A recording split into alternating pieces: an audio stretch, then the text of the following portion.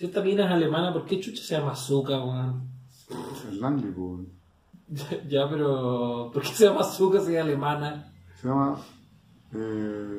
bueno, no sé, pues la Utada Hikaru es neoyorquina, pues. Pero es japonesa también. ¿Por qué hablan todo japonés? ¿No puede haber alguien? Ah, no, todos hablan japonés. No. Ella habla alemán, tiene en alemán. Guten Morgen. Guten Morgen. Tiene en alemán el Eva. Sí, Son alemán. verdad. y Baumstrudel. y el otro tiene que pensarse. Baumstrudel. Le pega. Piensa en alemán. Baumstrudel. La verdad es como lo menos ocurrente por último, no sé. Baumstrudel. ¿Qué se te va a ocurrir? No sé. Auf Wiedersehen. Auf Wiedersehen, sí, no sé qué más se me podría ocurrir. Guten Morgen, wie heißt du? Wie geht es dir? Ya, y dice. ¿Y dice tal cual? ¿Así? Vamos. Dan. No puedo. Ya. Oye. Hay un nivel de conocimiento poderoso hoy día, Cuidado. Sí, de hecho, si alguien no ha visto la serie y escucha esto, le deja claro todo la serie. Spoilers acá. Todo. Aviso de spoiler. Este programa contiene spoilers. Hola, soy el señor Pacheco y vengo del mundo de la psicología. Hola, soy el señor Escuje y vengo del mundo de la ingeniería. Y estamos acá para hablar de Evangelion. Por fin hablamos de Evangelion, la serie tan esperada y tan querida de los años 90 que revolucionó el mundo del anime y decepcionó igual en la misma parte, decepcionó a todo el mundo. Es como las grandes expectativas y Sí. las grandes traiciones de expectativas. Exactamente. Decepcionó a todos, pero le encantó a muchos. Y de hecho, cuando usted dijo que la entendió, realmente no la entendió hasta el día de hoy. Porque hoy día de hoy sí la va a entender. No quiere decir que nosotros la entendamos, pero sí vamos a hablar hoy día de Evangelion, que es una de las obras más personales jamás realizadas en el anime o animación japonesa. Dicen. Y lo es, porque fíjate que el creador Hideaki Anno, yo no sé cuánto tiempo se dedicó a estudiar antes de hacer esta serie, porque bueno, Hideaki Anno es un gran creador japonés, un gran mangaka. Mangakas son los dibujantes de manga. En realidad dibujante y creador de manga, en definitiva. Entonces este hombre creó el estudio Gainax, pero famoso estudio de animación japonesa. Pero yo no sé cuánto tiempo se dedicó a estudiar este hombre, porque la verdad es que Evangelion tiene una cantidad de información que llega a ser abismante. Este hombre ha sido muy Mateo, sí. Pero es... No me extrañaría que fuera autista. A ver... Lo digo porque el nivel de compromiso con la adquisición de conocimiento es un nivel de obsesividad que uno normalmente le atribuye a un trastorno generalizado del desarrollo. Claro. Así como Asperger. Como Asperger. Sí, no es denostar. No, para nada. Entonces, no me extrañaría que tuviera un trastorno generalizado. Es que no quiero hablar de trastorno, estoy hablando de un espectro autista. Un espectro autista, pero considerándolo desde el punto de que su cerebro está configurado de una forma ligeramente distinta a lo tradicional y que le permite ese nivel de compromiso con una tarea extenuante, como lo es estudiar a ese nivel. Excelente. Estoy de acuerdo contigo. ¿Qué año viste tú por primera vez Evangelion? Cuéntanos un poquito de tu experiencia con esta serie antes de comenzar este análisis profundo. Recuerdo aquella vez cuando logré conseguirme el VHS. En la época del VHS. Era la época del VHS, totalmente. Sí, o sea, yo también. Evangelion era en la época del VHS. O sea, tenía la opción de verlo en estos discos digitales que costaban un ojo a la cara. Los láser. Sí, por Laserdisc. Sí, no es imposible. Yo vi un Laserdisc de Evangelion. Y casi me voy de poto cuando le vi el precio. ¿Pero dónde lo viste? ¿Aquí en Chile? En Japón. En Japón. En Japón. Excelente. Japón, que yo estuve en Japón el año 2001. Ah, ya, no había Pero pasado... pero ya había visto Evangelion completa. Pero no habían pasado demasiados años de Evangelion. Llevo 5 años. Claro, son del 90 y algo. 96, 95 Evangelion. Estaba en la media. Estaba Sí. en la enseñanza media. Me acuerdo porque me gustaba una chiquilla Sí, de sí. la enseñanza media. No, y puede ser que incluso haya estado en octavo. Ah, ya. Sí. Ok. Pero Sí. estaba todo el boom de Evangelion andando. Todavía. Sí. Acá todo llega después, po. Sí, pues. Acá Es llega cierto, todo. todo llega después. Sí, tú viste Evangelion cuando estaba en el momento. Yo, paralelamente a tu experiencia también, pues, estaba mirando Evangelion. Pero fíjate que uno con la inmadurez le da otro cariz, no sé, pues. ¿Cómo fue para ti la primera vez que viste Evangelion? Es que yo soy menor que tú. Ya, pero por meses nomás, pues. No, nada así de que sea años menor que yo, pues. Lo que pasa es que yo Evangelion la vi en un periodo de tiempo bastante largo. Lo vi, no sé, dentro de un periodo de 2 años, puede haber sido. ¿Ya? Porque había que conseguirse los VHS. Es verdad, había que conseguirse los VHS. Y verlo como en el tiempo que tenía libre y después esperar a que llegara el otro. Es verdad. Eso eran otras Y épocas. me dio más tiempo para digerirlo. Pero es difícil de digerir la serie porque tiene muchos detalles, muchos matices. Es demasiado, sí. Entonces, como que, no sé, ese mismo tema de los impactos. O sea, creo que Wikipedia estaba recién partiendo en ese tiempo. Costaba mucho encontrar material bibliográfico que te permitiera desenredar un poco. A mí me ayudó mucho, sí, había muy poco. A mí me ayudó mucho ir a Argentina. Tú dirás, ¿por qué Argentina? Y justo me compré una revista de anime en esa época. Un poco lenta mi respuesta. ¿Por qué Argentina? Claro, ¿por qué Argentina? Pero fíjate que en Argentina había un canal que se llamaba Locomotion. Ah, sí. ¿Te acordás, no? Sí, me acuerdo. Y era bueno, po. Sí, Era bueno. Me acuerdo de haber visto mucho Locomotion durante la gira estudio. Sí, ustedes fueron a Argentina. Sí, Po. Locomotion era bueno. Entonces, el Locomotion estaban dando Evangelion y recomiendan una revista específica X que tenía como un... de hecho, creo que lo tengo. Creo que lo tengo acá en mi casa. Traía una enciclopedia chiquitita de Evangelion. Mira. Y que te explicaba todo lo que eran los campos AT. Absolute Terror. Absolute Terror. Campos de absoluto terror. Sí. Etcétera. Te explicaba todo, pero te lo explicaba en términos no profundos. Ya. Te lo explicaba así como una reseña para que no te perdieras. ¿Ya? Claro. ¿Quién es Lilith?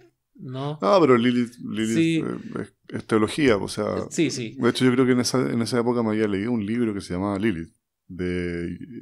No, iba a decir Ewan McGregor, ¿no? Ewan McGregor de Ewan McGregor, el actor. Sí, bueno, Ewan McGregor, aparte de su carrera de actor, es un famoso novelista. Oh, se me fue el nombre. Era Mac algo. ¿MacArthur? MacArthur. ¿Será un escocés? McDonald's. McDowell puede ser. McDowell. Ian McDowell. No sé qué será. Ya bueno, Lilith de un Mac algo. Pero trataba de... Hablaba sobre Lilith. Hablaba sobre Adán y Eva, hablaba sobre el ¿cómo se llama?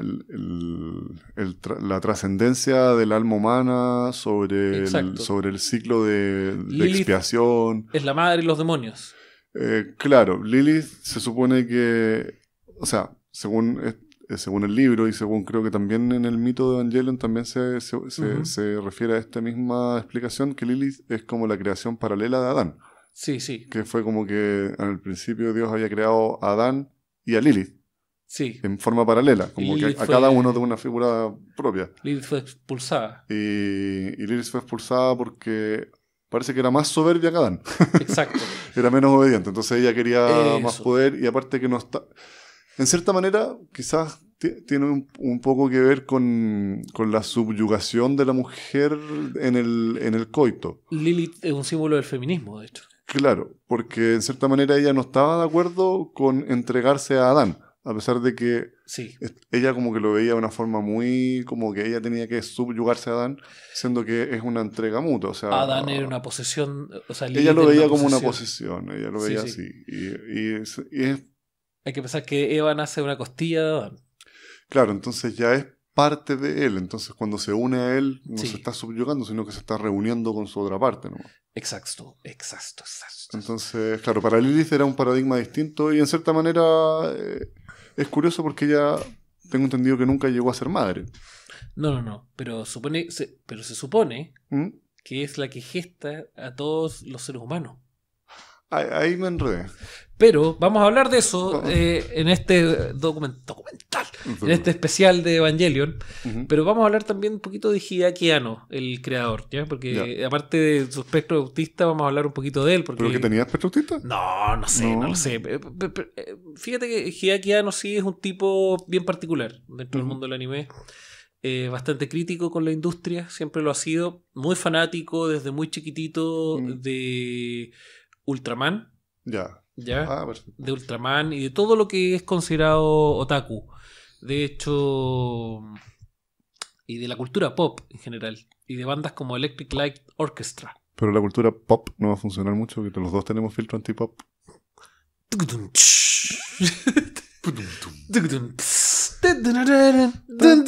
Ya.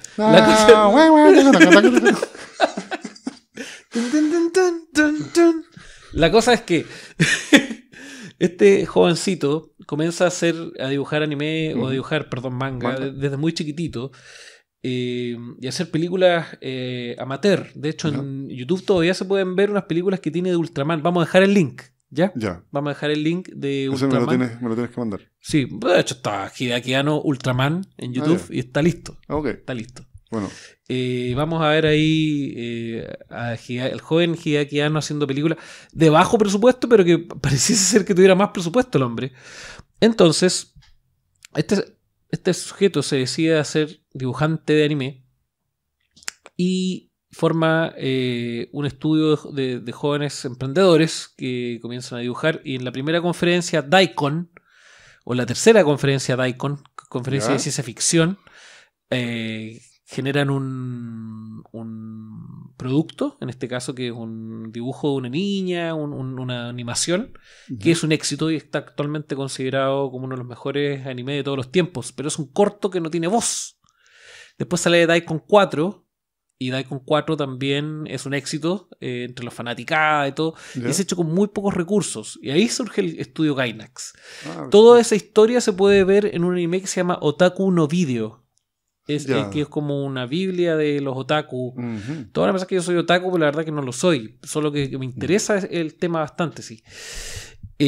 La cosa es que Hideaki Anno va desarrollándose como dibujante, dibuja en macros también. ¿Ya? Es dibujante en macros. ¿En la serie animada Macros? Macros, correcto. ¿La ciudad de San Marcos? Sí, Macros. Entonces, Macros es lo original que es Robotech. Correcto. Sí, Macros.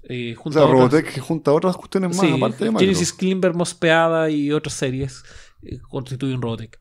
Pero por algunos motivos, Hideaki Anno también era un tipo muy depresivo. De hecho, durante muchos años, un tipo que ha tenido que ir batallando con la depresión.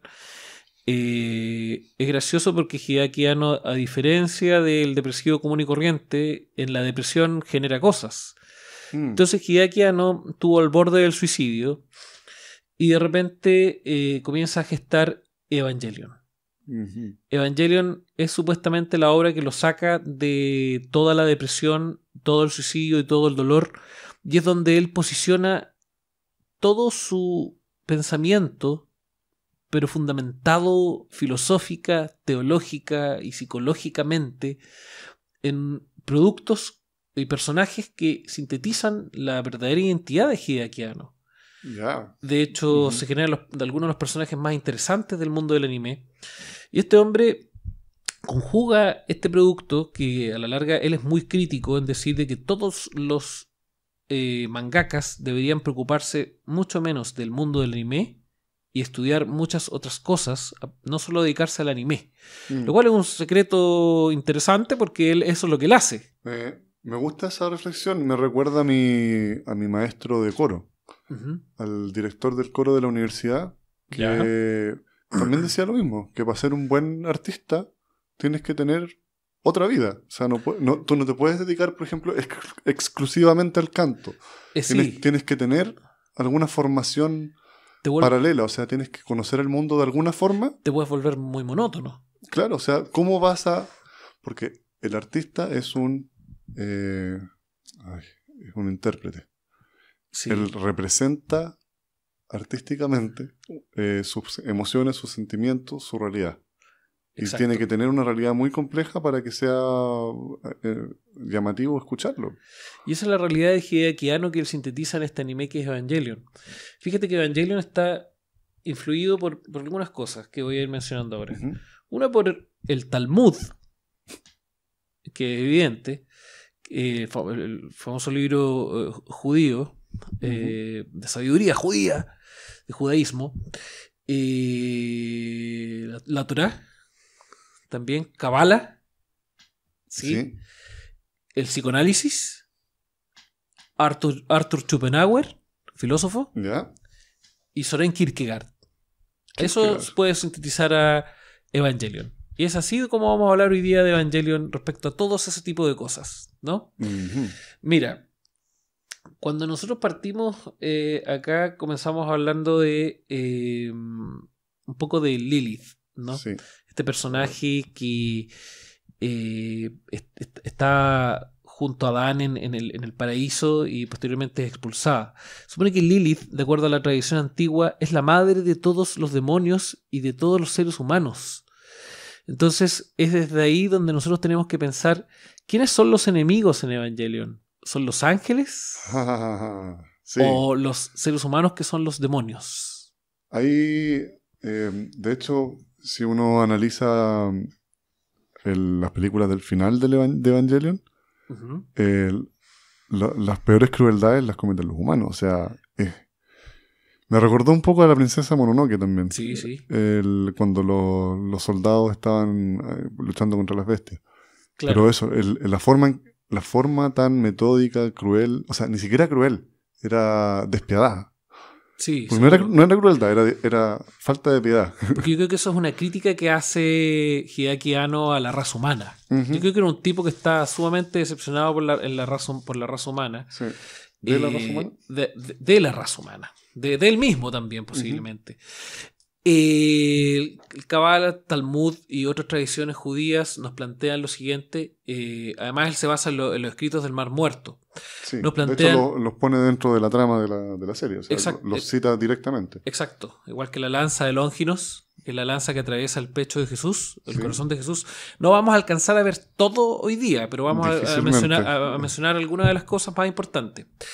Estos libros nos mencionan de que en un comienzo todos éramos una entidad unida. Todos éramos un solo ser.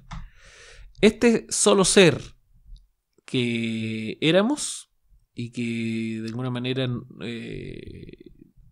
la verdad es que todos nos conjugábamos en una sola cosa, todas las cosas se conjugaban en una sola cosa, se separaron de alguna forma en algún momento, se disolvieron de alguna manera, se distribuyeron y separaron en distintos factores específicos, en 10 áreas muy puntuales.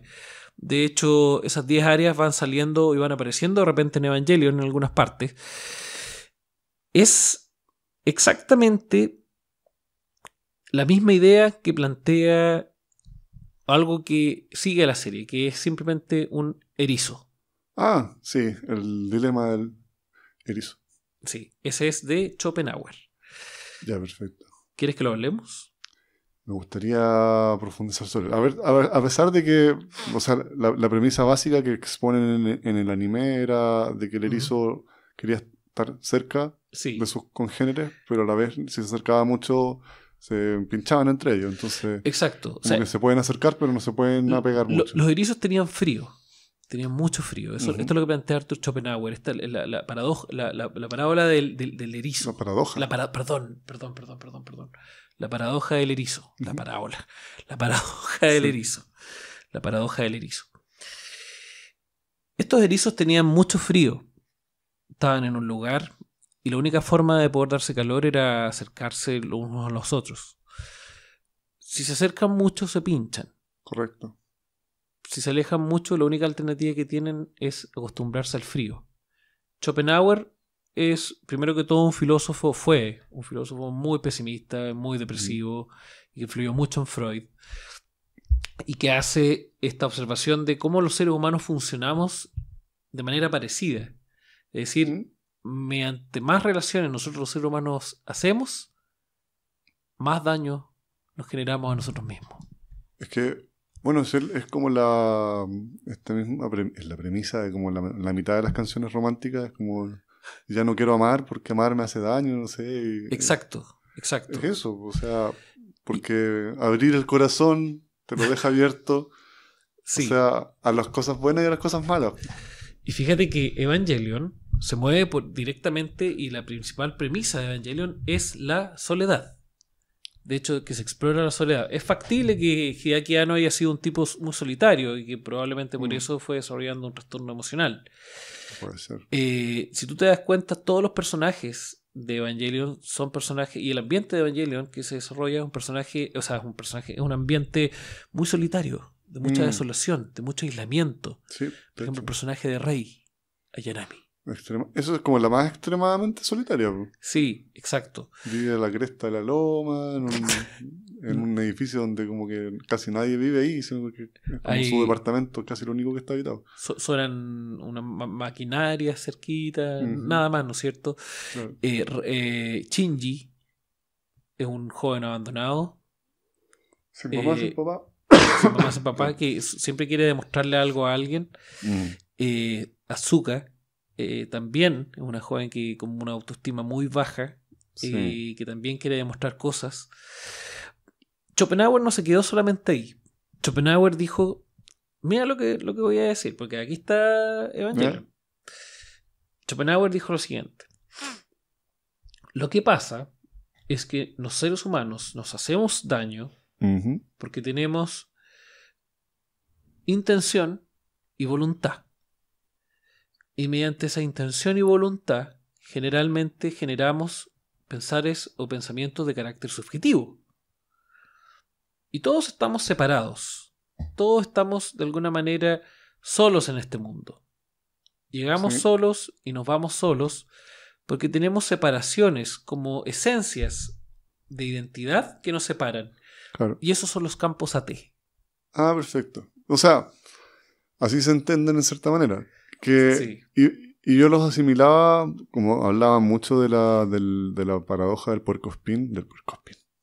Sí, está bien. No sé, es erizo. Erizo, pero puercoespín igual puede ser, ¿no? No, porque el puercoespín tiene las espinas agachaditas. Pero, el erizo está siempre pinchando. Pero igual. Ya, bueno, pero sí, de ese animal. Claro. Hedgehog. Como Sonic. Como Sonic. Sí. El erizo. Sonic el erizo. Sí. Ya. Perdí el hilo. ¿Dónde estaba? Que el campo AT en cierta manera es una reinterpretación de las espinas del erizo. Exacto. Es puro Schopenhauer lo que está haciendo ahí Hideaki Anno. Sí. Y fíjate que Hideaki Anno está hablando también algo que yo te había mencionado anteriormente de los textos judíos. Schopenhauer está tomando del Talmud, del Torá, de la tradición de la Cábala. Exacto. De la Cábala. Está diciendo lo siguiente: en un comienzo todos éramos uno, pero ahora somos todos separados. Todos éramos una sola cosa. Exacto. Ni siquiera éramos no es como este mito griego, donde antes el ser humano era una sola cosa con 4 piernas, con 4 brazos, 2 cabezas. No es que el ser humano, sino que todo. Todo. O sea, más allá. Sí, todo. Más allá. Todo era todo. Y entonces, por eso después todo era uno. Entonces claro. se separó. Y eso es lo que genera sufrimiento, de acuerdo a Schopenhauer. Las distintas identidades que de alguna manera nos hacen sufrir. Eso es lo que motiva la trama de la historia. Mira qué interesante. Te voy a dejar que termines porque...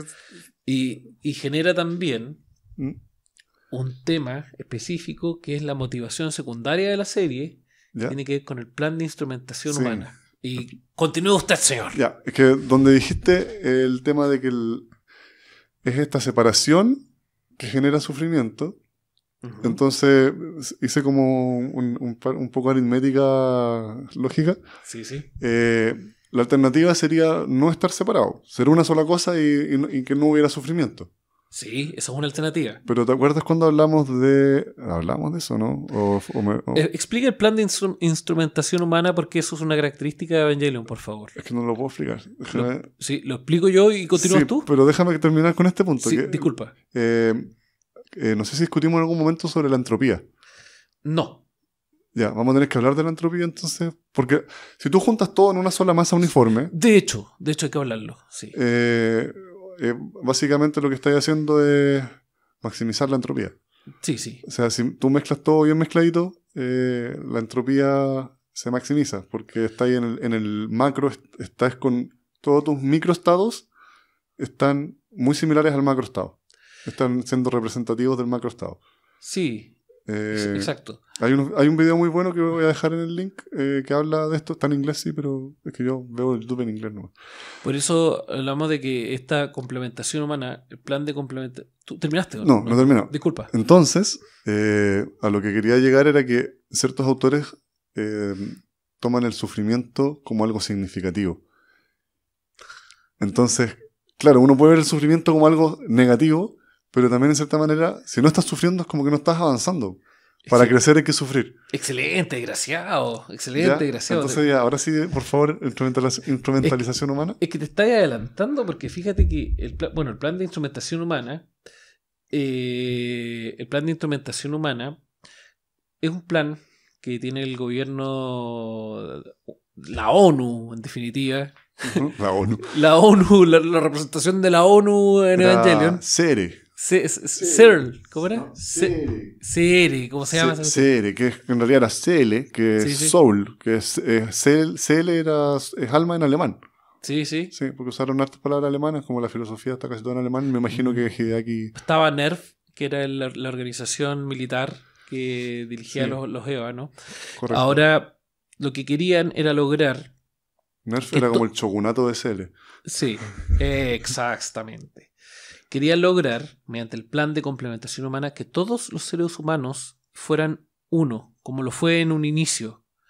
Mediante el ser uno se iba a acabar el sufrimiento y se iba a volver al inicio a un nuevo inicio. Pero eso era apretar reset. Es apretar reset, exactamente. Eso era lo que se pretendía. Eso se pretendía lograr mediante Rei Ayanami.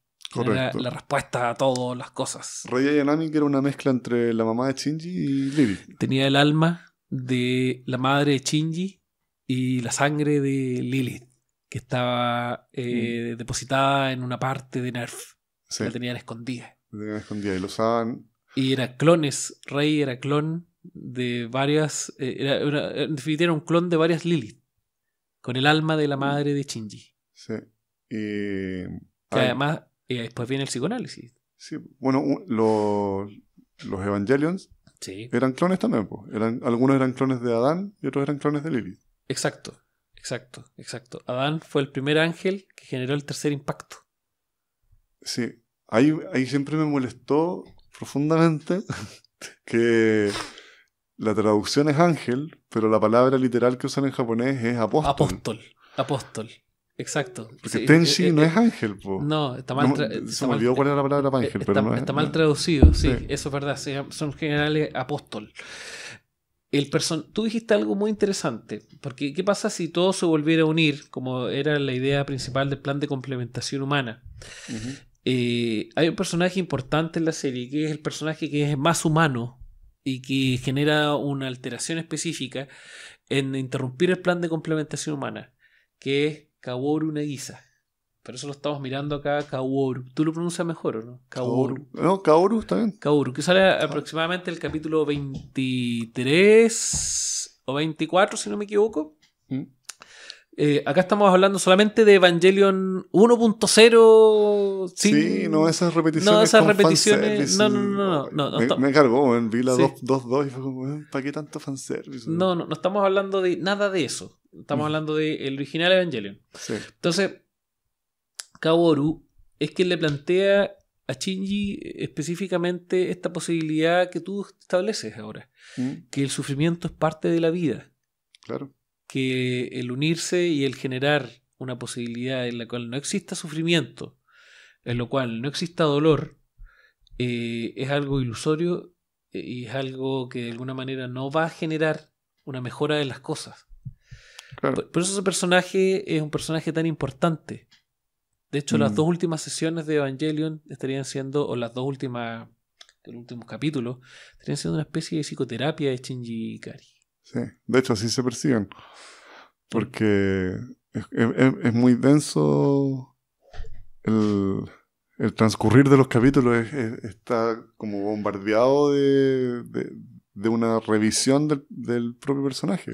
Exacto, y es lo importante de la serie, porque pareciese ser que esta es una serie que está centrada en el desarrollo de peleas espaciales o peleas de robots, ¿no es cierto? Como ya lo habíamos visto en Macross, pero es una serie mucho más profunda. Sí. No quiere decir que Macross sea mala, sino que son series totalmente diferentes. Claro. Esta se centra en el análisis de personajes, eso es lo interesante de Evangelion. Y tú, cuando tienes a Schopenhauer, indudablemente tienes a Freud. Y de aquí viene otro sustrato que toma Hideaki Anno, que es el psicoanálisis. Claro. De hecho, algunos episodios, por ejemplo, hay un capítulo que se llama El dilema del erizo. Sí. Y también hay un capítulo que se llama y que tiene etapa oral. Sí. Que es las etapas de fijación que establece Sigmund Freud, su teoría psicosexual del psicoanálisis. Sí. Y que se centra específicamente en el acto de amamantar. Todos los personajes de Evangelion tienen una unión con sus madres. O la carencia de madres. Y es precisamente el hecho de ingresar a un EVA es volver al feto materno. Sí. Al vientre materno. Eso es algo muy bonito que establece Hideaki Anno. De hecho, el EVA logra la sincronización perfecta con Shinji solo por el hecho de que el EVA tiene el alma de su madre, que está depositada ahí. Freud también plantea otra idea que está muy presente en Evangelion, que es la idea de la ambivalencia, como el personaje de Shinji es un personaje sumamente ambivalente, porque es un personaje que quiere huir, que quiere escapar de las cosas, pero que además también desea demostrar algunas cosas para poder lograr el amor paterno. Sí. Es un personaje con un vínculo ambivalente, que podríamos llamarlo. ¿Cómo lo ves tú esa situación? ¿Qué recuerdas tú de aquello? O sea, de hecho, insisten mucho en la escena donde Shinji salva a Rei, a Yanami, Sí. de cuando se le sobrecalienta Y él se quema. Él se quema, igual que su papá. Sí, exacto. En cierta manera, como que hace una especie de vínculo de la pérdida de la madre de Shinji, que también en cierta manera Gendo y Kari también tenía ese mismo pesar. Claro, exacto. A pesar de que él quizás entendía más lo que estaba pasando porque estaba más metido en la organización y sabía que había... Se está repitiendo la historia de alguna manera, ¿no es cierto? Pero, o sea, en cierta manera Shinji no solamente está tratando de agradarle a su padre, sino que literalmente se está convirtiendo en él. Exacto. Fíjate que otro de los aspectos, quizás se está tratando de convertir en él. Y está siendo de cierta manera incestuoso. Está teniendo un pseudo cuasi romance con... ¿Con Misato? No, con Rei. Con Rei. Nunca llegó a tener un romance, pues. No, pero es que, bueno, si te fijas, Misato Katsuragi se transforma en su madre putativa. Exacto. Y en Death Rebirth, o en The End of It, en alguna de las películas, Misato le da un beso y después le dice las cosas de adulto vienen más tarde. Exacto. O sea, hay unas sugerencias incestuosas a lo largo de la serie en distintos momentos. Y eso está jugando efectivamente con complejo de Edipo, claro, Hideaki Anno. Sí, me quitaste las palabras, iba a decir eso mismo. Está ocupando psicoanálisis, está ocupando a Schopenhauer y ocupando a Kierkegaard. Kierkegaard también, al igual que Schopenhauer, filósofo, Soren Kierkegaard, bastante depresivo, plantea cómo las cosas pueden de alguna manera empeorar en la vida y cómo la soledad, al igual que Schopenhauer, se pueden traducir en situaciones en las cuales los seres humanos no se llegan a comprender del todo. Es por eso, en la incomprensión del ser humano, y como tenemos estas protecciones que son nuestros campos AT, que no logramos llegar a consensos específicos que nos permitan poder ponernos de acuerdo, y eso nos genera mayor y mayor y mayor y mayor soledad. Pero en cierta manera, la otra parte que explora la serie sobre los campos AT es que la carencia de uno significa la disolución completa de la persona. Porque justamente lo que hacen al final, cuando se activa el plan de instrumentación humana, es quitarle el campo AT a las personas y se disuelven. Exacto. Y se transforman en una gelatina uniforme. Por eso será, tú diste la respuesta hace un rato, la respuesta será unirnos como una masa. No tiene sentido. No tiene sentido porque la existencia, cada individuo la puede interpretar solamente desde su individualidad. Y si la única forma de renunciar al sufrimiento es renunciar a la existencia, es lo mismo que matarse. Exacto. Por eso también Evangelion habla de la muerte. Porque están planteando la posibilidad de dejar de existir. Es una serie sumamente suicida. Yo creo que Hideaki Anno lo que quería plantear acá, y que trata de resolver en los 2 últimos capítulos, es decir, ¿me mato o no me mato? Claro, tiene sentido matarse. Porque al final, es cierto que te quita el sufrimiento, pero considera que el plan no funcionó. No todos murieron. ¿Y el sufrimiento dónde quedó? Quedó en los que quedaron vivos. Quedó en los que quedaron vivos, exacto. O sea, Shinji quedó... O sea, todos los que lograron sobrevivir quedaron profundamente traumatizados. Y los que iban quedando... O sea, los que iban sufriendo los efectos de esta instrumentación antes de desaparecer o de fundirse, quedan profundamente traumatizados. O sea, me acuerdo de Maya... desesperada, o sea, era una cosa exacerbada completamente de un nivel de trauma que de haber sobrevivido lo hubiese llevado por el resto de su vida. Estamos hablando de sufrimiento extremo. Exacto, es un acto de responsabilidad también hacia lo que queda. Estos finales y toda esta profundidad que se fue desarrollando provocó cierto margen de decepción en Japón cuando terminó Evangelion. De hecho, los 2 últimos capítulos de Evangelion marcan un quiebre importante en lo que pasa en los capítulos 24 hacia abajo. Entonces la gente, el 25 y el 26, que son estas 2 sesiones psicoterapéuticas de Shinji, en la cual Shinji al final toma una decisión, que es vivir la vida. Sí. No optar por el plan de instrumentación humana. Él toma la decisión definitiva. No matarse, en definitiva. Claro. Causan revuelo y no les gusta a muchos fanáticos. Claro. Todos esperaban algo mucho más literal. ¿Qué pasó con esto? ¿Qué pasó con esto otro? Tú dijiste esto otro. ¿Dónde quedó? ¿Qué pasó con esto? Sí. Bueno, ahí nacen las películas, si no me equivoco. Ahí nacen las películas. Nacen las películas también por un tema de plata, yo creo igual. Sin duda. Y después sacan la 1-1-1 y la 2-2-2 y los videojuegos. Ahí yo creo que se empieza a aprovechar un poquito Hideaki Anno de la depresión, porque yo me acuerdo... no te estoy leseando. ¿Ya? Fíjate que Hideaki Anno se casa, después de Evangelion las cosas le salen muy bien porque es una de las mejores series de anime de la historia. Sí. Críticamente muy bien evaluada, muy bien vista, muy bien lograda, ¿no es cierto? Sale Dead and Rebirth y sale The End of Evangelion, que sintetiza todo este tema, en la cual como que resuelve todo The End of Evangelion. Ahí se podría haber quedado, ¿no? Claro.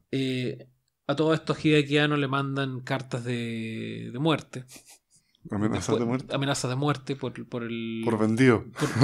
No, por el fin de Evangelion, el original. Sí. Amenazándolo. Y él pone en el End of Evangelion, pone chispazos de las cartas de muerte, de amenaza de muerte, que él querían que terminara mejor la serie. Yeah. Entonces este hombre termina Evangelion, se casa, su vida, etc. Gainax tiene algunas otras series que son bastante buenas igual. Pero tiempo después a Hideaki Anno él señala que su vida va muy bien, pero que pareciese que no le está dando depresión o está volviendo la depresión. Y sale Evangelion 2.0 coincidentemente. Yo no sé si Evangelion tiene que ver con los episodios depresivos de Hideaki Anno, o si Evangelion le genera algo económicamente a este hombre que hace que se cure su depresión. No lo sé. Ahí yo pongo una duda muy... O si Evangelion ya no tiene nada que ver con este hombre. Como que quizás la esposa dijo, oye, ¿por qué no hacía otro? O la productora. O la productora también. La productora probablemente el producto ya ni siquiera es de él, es lo que pasó con Dragon Ball Z, por ejemplo. Dragon Ball Z ya llegó a un punto en que tenía muy poco que ver con Akira Toriyama. Claro. Akira Toriyama inventó algún par de cosas en la serie de televisión y después se fue. Sí. Pero y terminó no muy contento con algunas cosas de Dragon Ball Z, sobre todo con la película live action, que terminó muy enojado. Tengo entendido que hay una mejor. Sí, una china. Sí. Una china que es un poquito más fiel. O sea, es un poquito más fiel. Yo la vi las dos. Pero. Las dos son malas. No, la china es mejor. La china es mejor, pero No. la gringa no vale la pena mencionarla, ¿no? No.